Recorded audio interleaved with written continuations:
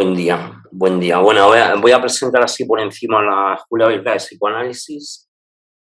Somos un grupo asambleario de analistas y no analistas que vamos funcionando más o menos desde el tiempo de letra ahora, me parece que son 13 años. Y bueno, nos caracterizamos un poco primero por ser asamblearios y también porque nos parece importante la intervención de no analistas dentro de la escuela. Y luego, bueno, sobre todo, fundamentalmente trabajamos con Freud y Lacan y fundamentalmente con el paradigma del leer, que fue algo que aportó a nuestra práctica José León Slimovich hace años, ¿no? Bueno, del cual pueden tener información porque si no sería demasiado extenso hablar sobre el paradigma del leer. Pero pueden tener información en letra ahora.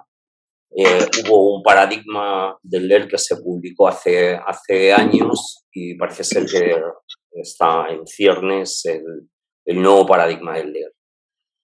Y bueno, no sé, en el sentido de convocar también estas jornadas es porque, bueno, evidentemente porque estamos atravesando una época, digamos, convulsa, ¿no? Después de toda esta pandemia que todavía estamos atravesando y, bueno, donde hay un montón de cosas que quedan, digamos, agitadas, ¿no? Digamos que bastante agitadas, ¿no? Entonces, hemos dado paso también a otros agentes sociales, no solamente psicoanalistas, que van a intervenir en diferentes mesas y también que avisar un poco que el orden de las mesas se puede, seguramente sufra alteraciones, ¿no? Hay alguna mesa que no nos ha dado tiempo a corregir sobre el programa, que es bueno, una de mañana, que se llama Nuevos síntomas en pandemia, aislamiento y psicosomática, que va a ser sustituida por cuerpo y pandemia, lógicas del tiempo, que estaba programada para el 25.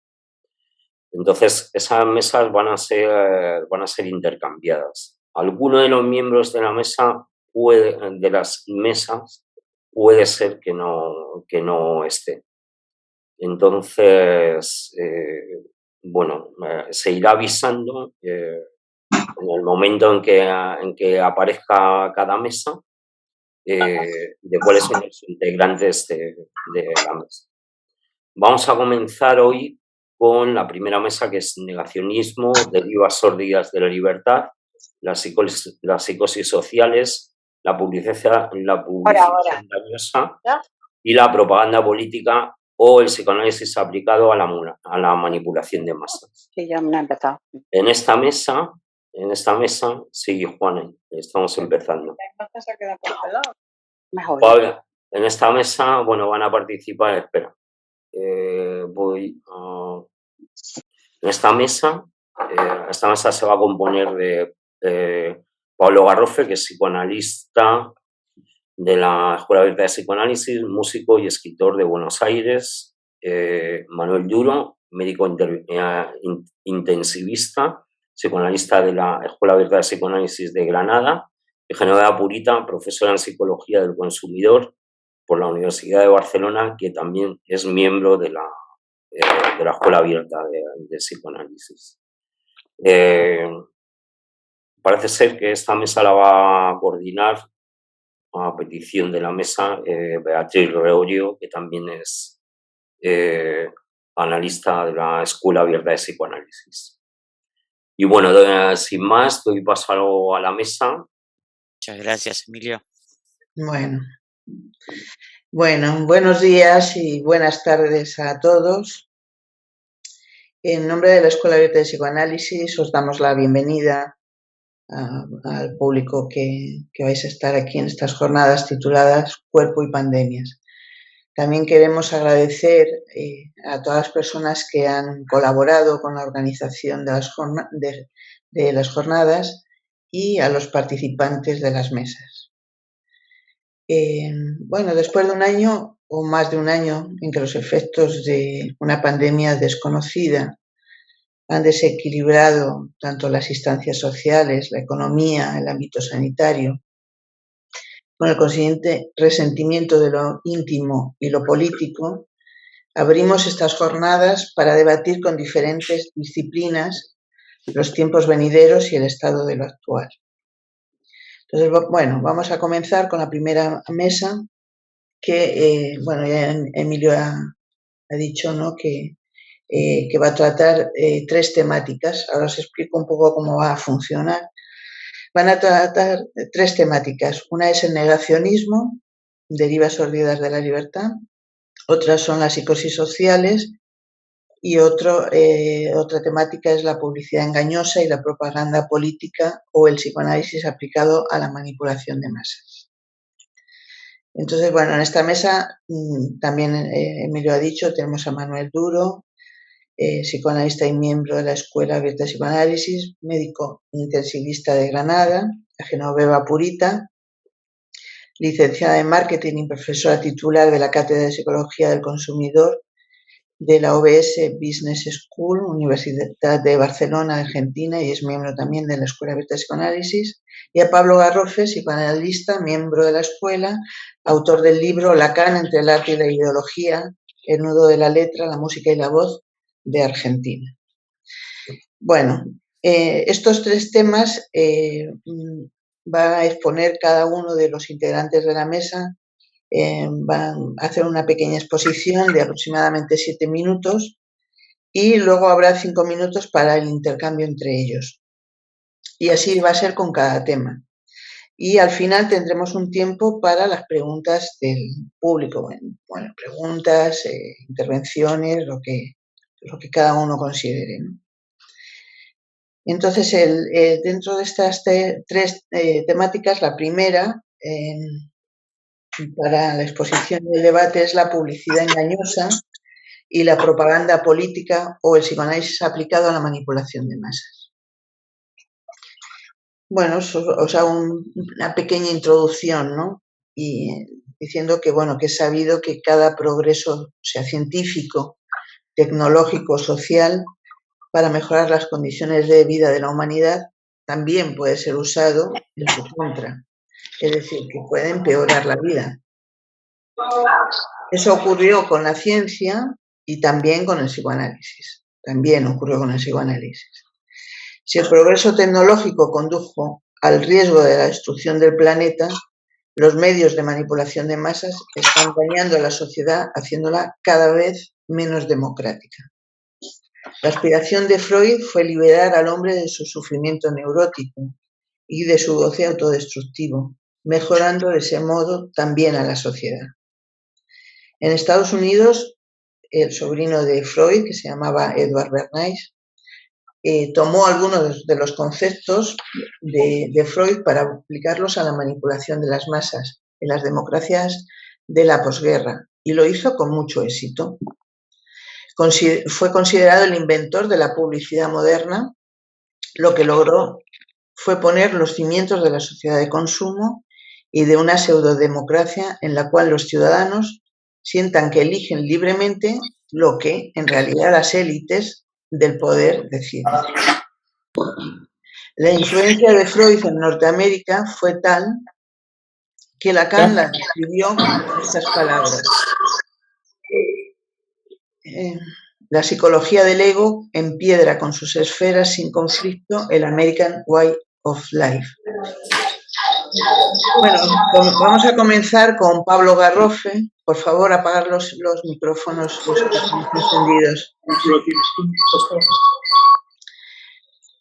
Vamos a comenzar con Pablo Garrofe, que nos recomendó un documental que, bueno, habla de todo esto, de este señor, de Edward Bernays, este sobrino de Freud, bueno, que es impresionante, ¿no?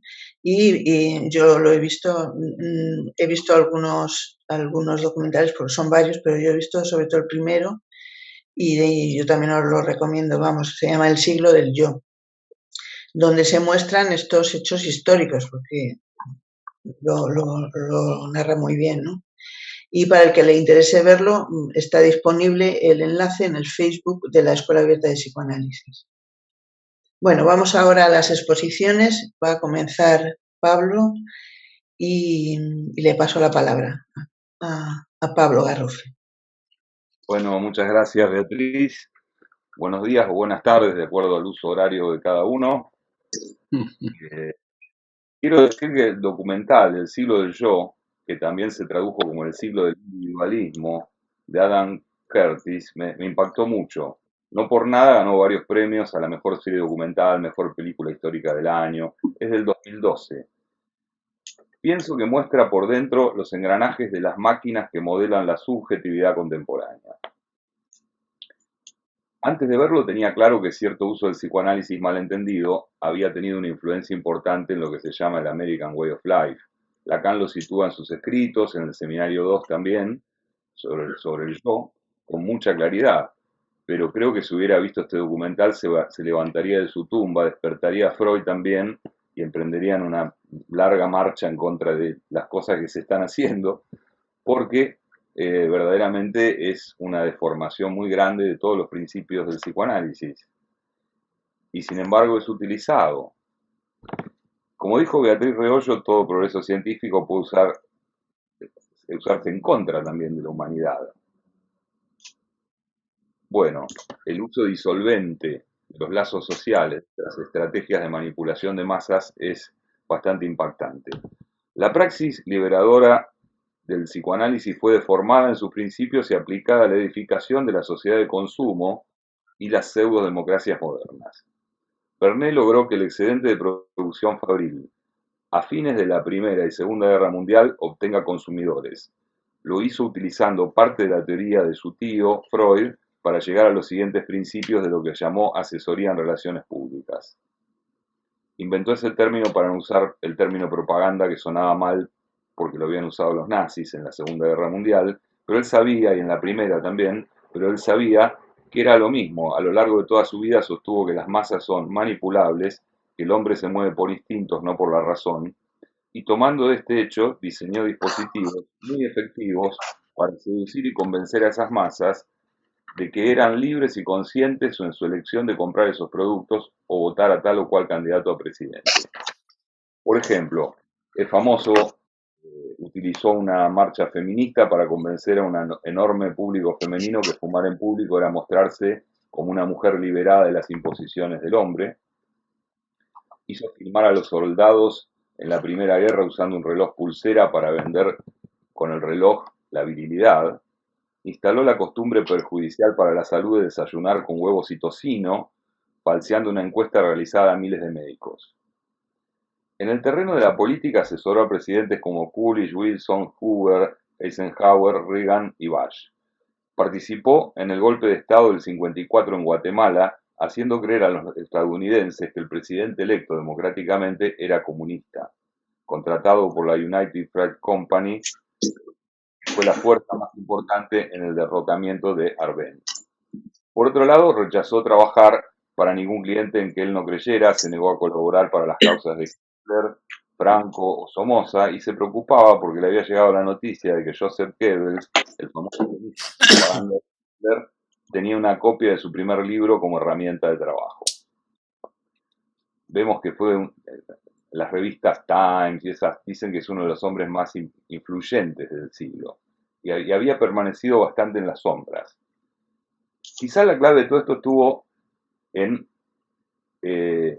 por un lado la utilización del psicoanálisis para vender productos que no tengan nada que ver con las necesidades, sino con instintos y pulsiones, o sea, con deseos oscuros, con cosas que no tienen nada que ver con lo racional, pero en realidad también, según Chomsky, que ha analizado su obra y su influencia, más que la teoría de Freud fue la experiencia en la Agencia Estatal de Propaganda durante la Primera Guerra, durante la presidencia de Wilson, para convencer y reclutar a un pueblo hasta entonces pacífico de entrar a la guerra. Vernet habla del nuevo propagandista como los nuevos gobernantes invisibles que controlan el destino de millones de personas. Fue el primero en aplicar las ideas freudianas a las estrategias empresariales, haciendo coincidir los intereses privados con los sociales. Chomsky explica su expresión ingeniería del consentimiento como la explícita manipulación de las masas en la democracia para lograr que no participen en la arena pública y se limiten al consumo de objetos innecesarios. Para ellos, no para las corporaciones que necesitaban. Siempre el problema era cómo encontrar la demanda para sus productos. Dado que las masas son para Vernet ignorantes y estúpidas, hay que controlarlas para su propio bien. Y esto es lo más importante, lo que hoy quiero resaltar. La mente de los hombres puede regimentarse como el ejército regimenta a sus cuerpos. Solo tenemos que hacerlo de modo que crean en su libre elección, así se los puede controlar mejor. Creo que este es uno de los trucos más eficaces de lo que Lacan llama el discurso capitalista. Lograr que el viejo individuo, el viejo yo, se libere de sus determinaciones históricas y familiares, rechazando la verdad inconsciente, para pasar a controlarla en una libertad que es pura ilusión. Las consecuencias sociales, una democracia cada vez más pobre, porque los individuos han sido aislados para conformar una masa de gente que se cree libre. Las consecuencias individuales, el aumento de las depresiones que alterna con el entusiasmo maníaco del emprendedor, la entronización del yo. El neoliberalismo en los años 80 tuvo asesores de relaciones públicas que se habían dado cuenta de que el público estaba harto de ser manipulado, especialmente por estos métodos que Vernet fue el pionero en implementar. Entonces cambiaron la vuelta. Siguiendo las teorías de Wilhelm Reich y sus discípulos, que Reich se oponía a la idea de Freud de que el hombre estaba gobernado por instintos agresivos y sexuales y planteaba que en el fondo, el más oculto del ego, había algo que era lo mejor de cada quien y había que levantar las represiones para descubrirlo. Entonces, primero hubo unas protestas contra las corporaciones, la publicidad, diciendo tenemos un policía dentro de nuestras cabezas. Pero eso fue reprimido con tal brutalidad por parte del Estado que se tomó la decisión, los grupos, por ejemplo, el movimiento hippie, ¿no? Que eran los hippies de ciudad, los hippies urbanos, ¿no? Y que planteaban que, bueno, que había que hacer un cambio en lo personal, no en lo social, que lo personal es político, con lo cual si cambia cada uno, va a cambiar la sociedad. Y, ¿sí? Bien, entonces la idea era que había que... ¿Se oye? Sí, la idea sería liberar el auténtico yo con técnicas psicodramáticas, ¿no? Para alcanzar lo más singular de cada quien, ¿no? Y para eso organizaron jornadas de autoexpresión. Jornadas que tuvieron éxito impresionante, multitudinarias, donde además iban artistas famosos, todo lo que arrastra, digamos, los formadores de opinión, ¿no? Lo que serían hoy en día los influencers. Ahora, ¿qué pasa? Perdón, Pablo, tienes que ir terminando ya. Ah, bueno, resumo entonces. Sí, ya estaba terminando. El problema, lo interesante, ¿qué pasó? Pasó que durante todos los años 70 hasta los 80, la idea de la autoexpresión, la autoexpresividad, el ser único, generó, por ejemplo, que las empresas tengan que ver cómo venderle productos a gente que quería cada uno una cosa distinta. Y desde la política, lo que pasó es que utilizaron las encuestas que se hacían de estilo de vida a los autoexpresivos, a estas personas que querían sacar de adentro en esas jornadas multitudinarias lo más propio, lo más singular, lograron clasificarlos con unas encuestas muy bien hechas, ¿no? Con institutos universitarios muy serios, y eso fue el gran apoyo para lograr que Ronald Reagan llegue a la presidencia, porque lograron que muchos demócratas voten conservador porque eran autoexpresivos, y Ronald Reagan se presentaba como alguien que decía, por ejemplo, el problema es el gobierno, yo les voy a sacar el gobierno en las espaldas, hagan las cosas ustedes que las saben hacer bien, sin burocracia, sin judiciales y esas cosas, ¿no? Libertad. Entonces, claro, es muy interesante porque logró convocar a gente que con tal de ser libre podía cambiar el voto y desembocó, dicho por los mismos que llevaron adelante estos seminarios y jornadas de autoexpresión, que finalmente lo que había en el centro de cada uno del individuo era lo más compatible con el capitalismo, porque era dejar de lado las preocupaciones sociales y cada uno dedicarse a sus cosas. Bueno, esta es un poco la historia, parte de lo que se puede ver en este documental. Muy bien. Gracias, Pablo. Nada. Bueno, entonces vamos a pasar la palabra a Genoveva Purita. Bueno, Adelante, Genoveva. gracias Beatriz. Hola a todos. Muy interesante vi el documental, ¿no? Y muy interesante este análisis que hiciste, Pablo, ¿no? Y me apunté un par de cosas para, digamos, para aportar, por lo menos desde lo que es mi práctica, ¿no? Que hace 30 años me dedico al marketing estratégico. Algo que dijiste es, aparecieron los gobernantes invisibles, ¿sí? Y la otra cosa es que se mantienen en la sombra, ¿no? Para que no se me olvide, esta gente es a la que se le llaman los monjes negros, ¿sí? Entonces, monjes negros, ¿no? Monje negro, sí. Entonces, el tema de la manipulación que realizó el sobrino de Freud, ¿no?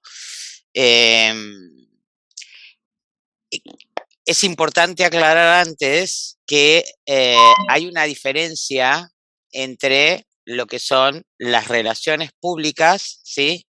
Antiguamente la propaganda y la publicidad, ¿sí? O sea, para quienes no están familiarizados, el marketing, ¿sí? O el mercadeo, ¿no? Se vale de una cantidad de tácticas, técnicas y herramientas, ¿sí? Para hacer llegar un mensaje, ¿no? De una organización, de un político, de lo que sea, a una audiencia que le interesa de la mejor manera y de la más seductora, ¿sí? O sea, no nació el marketing para manipular, pero obviamente es bastante fácil y de hecho sigue sucediendo, se utiliza para eso. Pero quería marcar la diferencia entre relaciones públicas y publicidad, ¿no? Que son técnicas distintas y la principal diferencia es que la publicidad, ¿no? Es siempre unidireccional. Uno ve un anuncio en la televisión, lo escucha en la radio, lo ve en la calle, en una revista, ¿no? Y hoy, igual que hace 100 años, las personas sabemos, cuando vemos un aviso publicitario, que quien nos está hablando de ese producto, de ese servicio o de ese político es quien lo vende, ¿sí? Con lo cual, podemos darle credibilidad o no, pero lo que quiero destacar es que si tenemos el deseo por eso, ¿sí? Por ese producto, por ese servicio, por esa persona, ¿no? Compramos o votamos, ¿sí? Pero si no lo tenemos, ¿no? La publicidad puede activar, ¿sí? Un deseo, pero no puede generarlo, no nos puede hacer desear algo tan simple el ejemplo como decir, bueno, si ahora salen a la calle todos los hombres y les ofrecen un paquete de 10 panties, ¿sí? Femeninas, a €1, que son muy baratas, ¿no? Las comprarían. posiblemente no, ¿sí? ¿Por qué? Es lo que en marketing se llama, no son público objetivo, ¿sí? Lo siniestro de lo que contaba Pablo, ¿no? Es las relaciones públicas, ¿sí? Porque es la técnica que utilizaba el sobrino de Freud, y esa táctica y técnica además sí puede instalar creencias, ¿no? Sin que el ciudadano sienta que le están coartando su libertad. Y valga decir que esta técnica puede generar cambios muy saludables y muy positivos para una sociedad, o puede ser la más siniestra de las herramientas, ¿sí?, de manipulación, ¿no? Por esto que comentaba Pablo, porque el relacionista público, ¿sí?, es una persona que está siempre detrás de escenario. Es muy difícil saber quién es el estratega detrás de, ¿no? Por ejemplo, Durán Barba, ¿sí? Se ha hecho conocido porque a él le interesa, pero la mayoría de las veces no sabemos quién es el relacionista público, que es el estratega, el monje negro, que está detrás del armado de esa estrategia. Entonces, ¿cómo operan las relaciones públicas? Bueno, primero el relacionista diseña una estrategia para alcanzar el objetivo que le pide el que lo contrata, ¿sí? En este caso, como pasaba con el sobrino de Freud.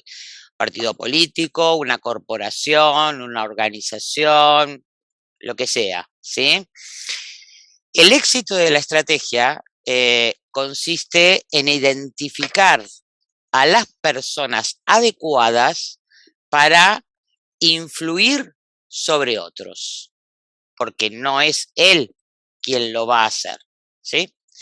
Es decir, este personaje lo que hace es construir vínculos con los periodistas, con los formadores de opinión, con personas que tengan notoriedad pública, con celebridades, ¿sí? O sea, gente convocante, ¿no? Y no solamente establece esos vínculos, sino que cultiva esas relaciones, ¿sí?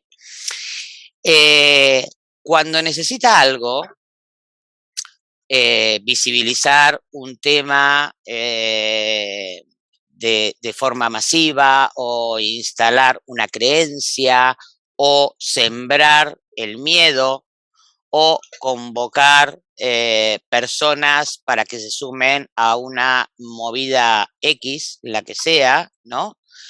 Lo que hace el relacionista público es hablar con esos contactos, que son hoy en día son los influencers, algunos visibles y otros no, los seduce y los convence, ¿sí? Para que sean ellos quienes logren que el tema en cuestión llegue a muchas personas, ¿sí? Que generalmente son sus círculos o personas que comparten valores y creencias con ese influenciador, ¿no? Que también generalmente se mantiene en la sombra, ¿sí? Y esto hace que esa creencia, eso que se instaló, ¿sí?, se viralice de boca a oreja, como se llama, ¿no? Es como que uno, de hecho, por ejemplo, el año pasado, gran parte de nosotros es posible que hayamos recibido, ¿no?, por WhatsApp, y las personas que tenemos en WhatsApp son personas, ¿sí?, no necesariamente amigos, pero son personas con las que tenemos un vínculo o una relación, si no, no lo tendríamos en nuestros contactos. Hemos recibido reenvío de todo tipo de videos y audios, por ejemplo, ¿no? De virólogos de todo el mundo que hablaban para un lado o para otro, ¿no? Pero como nos lo mandaba un contacto, lo mirábamos, ¿sí? Cosa que si hubiera aparecido a lo mejor en un medio masivo y no compartimos, hubiéramos cambiado de canal, ¿sí? O no le hubiéramos prestado atención, ¿no? En la época de Freud, del sobrino de Freud, Perdón, sí, Genoveva, tienes que ir terminando ya. ya cierro. Este trabajo, ¿sí? Que hacía el sobrino de Freud, hoy es mucho más simple y está al alcance de cualquiera, ¿sí? Porque se realiza a través de las redes sociales y de WhatsApp. Con lo cual es una herramienta muy potente, ¿no? Y quiero dar un ejemplo positivo de esto, y es, por ejemplo, el caso de Ni Una Menos, ¿no? Que replicó a velocidad de vértigo en muchas localidades. ¿Cuál fue el ingrediente secreto? Bueno, había una estratega detrás, en realidad fueron 3 mujeres, ¿sí? Que lo que encontraron fue una consigna muy convocante, ¿no? Esa consigna, ¿sí? Invitaba a la acción colectiva, al repudio por una serie de femicidios ocurridos. Entonces, lo postearon cada una en sus redes sociales y lograron movilizar 500.000 de personas, ¿sí? ¿Qué lograron con esta consigna? Que surgiera la indignación, la activación emocional, la deliberación, coordinación, organización y difusión de la información y gratis. Y para finalizar, me parece que hoy, ¿sí?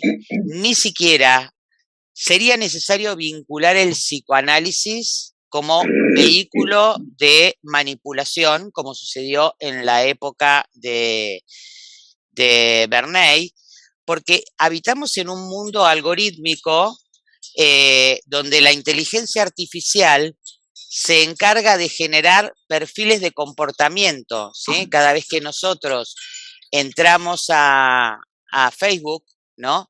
Y Facebook nos pregunta qué estás pensando, escribimos, dejamos huella y hoy las empresas, los políticos, estos relacionistas públicos, lo único que tienen que hacer es contratar una empresa o un software con inteligencia artificial, ¿sí? Que lo que hace es una escucha de todo eso y entrega perfiles, comportamientos, etcétera, ¿sí? Entonces, creo que la pregunta con la que me quedo es, bueno, podríamos contrarrestar, ¿no? Ese discurso hegemónico utilizando, digamos, las mismas tácticas y técnicas para que también la voz de los que pensamos diferente se pudiera hacer escuchar a través de estos poderosos canales digitales de comunicación. Gracias. Muchas gracias, Genoveva. Bien, ahora pasamos entonces la palabra a Manuel Duro. Hola, muy buenas. Bueno, digamos un poco siguiendo con esta cuestión de Bernay, ¿no? Y con estos 4, ¿no? O 5 vídeos, ¿no? Del siglo, ¿no? De la centuria del yo, ¿no? Que lo nombran self, ¿no? En inglesa, ¿no? Entonces, yo solamente voy un poco a intentar, ¿no? Plasmar una idea, ¿no? Una idea. Para ello, parto entonces del acontecimiento, del evento, ¿no? De la presencia de Bernay en Guatemala, con la All Company Fruit, ¿no? O sea, digamos, podemos decir, ¿no? En aquellos años 1950 y pocos, ¿no? Guatemala era una república bananera y hay entonces unas elecciones y llega a ser presidente Arbenz, que es un socialdemócrata que pretende liberar a Guatemala digamos, de las garras, ¿no? de esta compañía de frutas, ¿no? que eran los plátanos, ¿no? Entonces, esta corporación pidió ayuda al sobrino de Freud para deshacerse del gobierno. Berle piensa y decide, ¿no? Más que pensar, ¿no? que el presidente de Guatemala era un peligroso comunista y una amenaza para los Estados Unidos. Desplaza, por tanto, la amenaza sobre la Fruit Company, ¿no? del gobierno, ¿no? de Guatemala que existía entonces, en una amenaza para los Estados Unidos. Y convence a los políticos. Digamos, primero estaba Eisenhower y después intervino Nixon. La CIA recibe instrucciones para un golpe de Estado y se comienza a bombardear Guatemala tal como se hacía en la Segunda Guerra Mundial, ¿no? Arbenz, presidente legítimo de Guatemala, fue derrocado. ¿Qué fue lo que hizo Bernay? Lo que hizo fue crear una distorsión de la realidad y de la opinión pública, de forma antidemocrática y manipuladora, podemos decir. Hay entonces aquí algo que no es la pérdida de la realidad de la que nos hablaba Freud en sus dos artículos, ¿no? de neurosis y psicosis y la pérdida de la realidad en la neurosis y psicosis, ¿no? Lacan hizo hincapié en que lo decisivo y lo importante no era la pérdida de realidad que notariamente se produce en la psicosis, sino del resorte de lo que se sustituye a ella. Lo dice con todas las letras de una cuestión preliminar a todo tratamiento posible de la psicosis. La realidad es precaria y como tal es sostenida en el sujeto por un deseo. Digamos, aquí está la clave de todas, digamos, de toda la operación que se hace en el nacimiento, ¿no? de la publicidad, ¿no? Del nacimiento de la publicidad moderna, ¿no? de sustituir, ¿no? las necesidades por deseos. Y de la cual nos ha hablado Genoveva y Pablo. Ahora bien, digamos, si nos concretamos en esta frase, ¿no? de que de la precariedad de la realidad y que como tal es sostenida, ¿no? Esa es la operación, ¿no? que se hace en un psicoanálisis y en la que se constata, ¿no? que esa realidad puede advenir, ¿no? Ahora bien, como tal realidad precaria se presta a las distorsiones y manipulaciones que sobre ella se puedan ejercer. Veremos cómo a través de las diferentes negaciones la realidad puede ser rechazada o desestimada, e incluso como a través de la mente conspiranoica la realidad puede ser creada o inventada.